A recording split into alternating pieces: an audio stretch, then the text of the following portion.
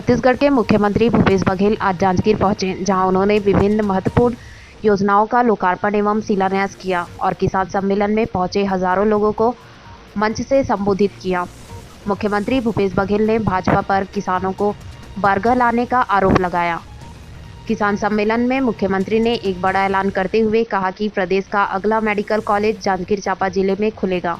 वहीं उन्होंने जिले के टेक एरिया चंद्रपुर क्षेत्र में 3 नहरों के संधारण कार्यों की स्वीकृति की भी घोषणा मंच से की। इस अवसर पर विधानसभा अध्यक्ष चरणदास महंत, मंत्री टी.एस. सिंहदेव, प्रेम साय सिंह सहित जिले के विधायक और कांग्रेस पदाधिकारी मौजूद रहे। अभी विधायक साथी मन कुछ मांग दे, विधायक जी सिंचाई पर राम कुमार यादव जी सिंचाई पर बड़ा चिंता करा थे। 3 ठक नहर के संधारण करे बर मांग करे, मैं तीनों के घोषणा करा था और तीनों नहर संधारण करे ताकि अंतिम छोर तक के किसान मन के खेत में पानी पहुंच सके। और 1 ठक मांग जेल राम कुमार शुरुआत करीस, जेकर बारे में चंद्रा जी भी समर्थन करीस, जेकर बारे में इंदू बहन भी समर्थन करीस, जेकर बारे में हमारे स्वास्थ्य मंत्री जी भी संकेत में आपसे बात करीस और चरण भैया भी के आदेश हो है। तो अगला जब मेडिकल कॉलेज हमारा मिले हमारे यहाँ वही, तो निश्चित रूप से जांजगीर जिला में मेडिकल कॉलेज खुली। ये बात कहते हुए आप सब बहुत बहुत बधाई और शुभकामना देते हुए अपन वाणी विराम देता हूँ। धन्यवाद। जय हिंद, जय छत्तीसगढ़। आज से पहले कार्यक्रम किसान सम्मेलन में मुख्यमंत्री भूपेश बघेल ने जांजगीर चांपा जिले को अनेकों सौगात दी। उन्होंने कई मांगों को पूरा करते हुए न केवल सिंचाई परियोजनाओं की मांग को पूरा करने की बात कही, साथ ही नया मेडिकल कॉलेज जो भी प्रदेश में खुलेगा वह जांजगीर चांपा जिले में खोले जाने की घोषणा की। किसान सम्मेलन को संबोधित करते हुए भूपेश बघेल ने केंद्र पर हमला बोलते हुए कहा कि हमने सेंट्रल पूल में 60 लाख मैट्रिक टन चावल लेने की मांग केंद्र सरकार से रखी थी, लेकिन केंद्र ने केवल 24 लाख मैट्रिक टन चावल ही लिया है।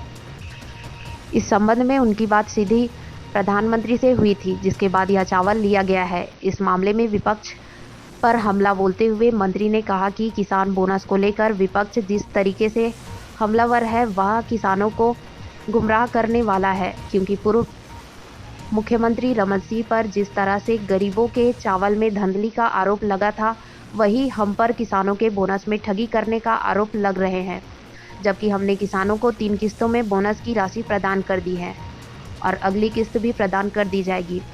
मुख्यमंत्री यही नहीं रुके, बल्कि उन्होंने इस मामले को षड्यंत्र करार देते हुए कहा कि जिस तरह पिछली सरकार किसानों के बोनस में वादा खिलाफी के कारण गिर गई थी और किसानों की नाराजगी का सामना करना पड़ा था, उसी तरह वर्तमान विपक्ष भी किसानों के बोनस को लेकर लगातार हमारी सरकार पर आरोप लगा रही है और किसानों को बरगद लाकर हमारी सरकार की छवि धूमिल करने का प्रयास किया जा रहा है। लेकिन मुख्यमंत्री ने कहा कि हम तो गोबर भी खरीद रहे हैं और किसानों के हित के लिए लगातार प्रयास कर रहे हैं। किसान सम्मेलन के पहले मुख्यमंत्री ने 252 करोड़ 10 लाख रुपए के 419 कार्यों का लोकार्पण एवं 820 करोड़ 93 लाख के 836 कार्यों का भूमि पूजन किया। साथ ही अलग अलग विभागों के योजनाओं के तहत 1051 हितग्राहियों को लाभान्वित भी किया।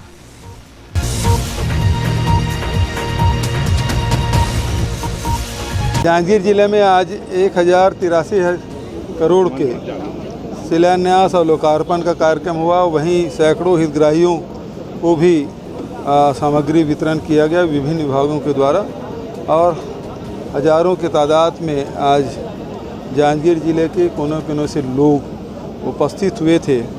और धान खरीदी जहाँ तक के सवाल है, अभी हमको 24 लाख मीट्रिक टन चावल जमा करने की अनुमति मिली है, जो कि पहले मिल जाना चाहिए था।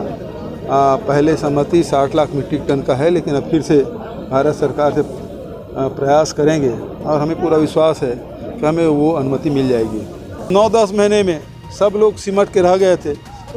अब ये कार्यक्रम पूरा अभी सरगुजा संभाग के बाद बिलासपुर संभाग का ये दौरा हुआ है, जिसमें 5 जिले हम लोग कर रहे हैं। एक मुंगेली जिला बचेगा, उसको बाद में जब दुर्ग संभाग का दौरा होगा तो उसमें भी मुंगेली में भी हम लोग जाएंगे। तो ये तो आप लोगों से संपर्क। और दूसरी बात है विकास कार्य के शिलान्यास। अब अभी तक हम लोग किसानों के लिए किए, मजदूरों के लिए किए, गौ माता के लिए किए, राम वनगमन पथ का निर्माण शुरुआत किए।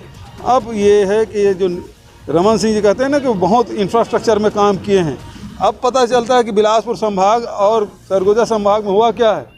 अभी आपके यहाँ 1000 करोड़ के शिलान्यास और लोकार्पण किए हैं, इसका मतलब ये है यदि उस समय काम किए होते तो आज ये काम करने की ज़रूरत नहीं थी।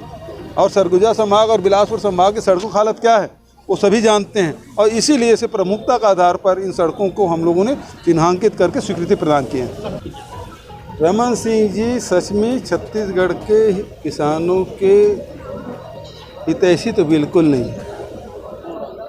यदि वो हित में रहते तो दोनों योजना को क्लब नहीं करते। वो रमन सिंह जी बेहतर जानते हैं कि भारत सरकार जब तक यूपीए सरकार थी तो बोनस भी देती थी और राज्यों को भी प्रोत्साहित करती थी बोनस देने के लिए, लेकिन जब से एनडीए की गवर्नमेंट आई है तब से बोनस में प्रतिबंध लगाए, वो खुद भी नहीं दे पाए थे।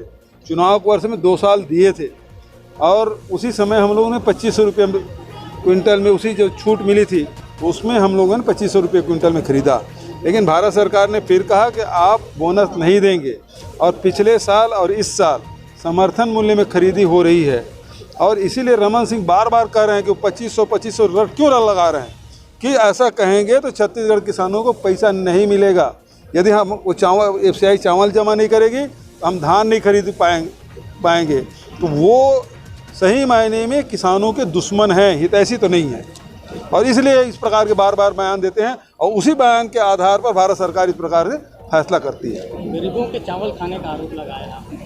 वो तो है ही, नान घोटाला उसी समय में जांच हुआ, सारे लोग गिरफ्तारी हुई।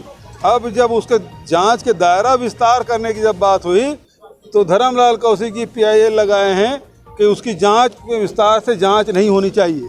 तो उसी समय जो तत्कालीन ADG उन्होंने कहा था ये पैसा उस डोमेन में गया है जहां तक हम नहीं पहुंच सकते।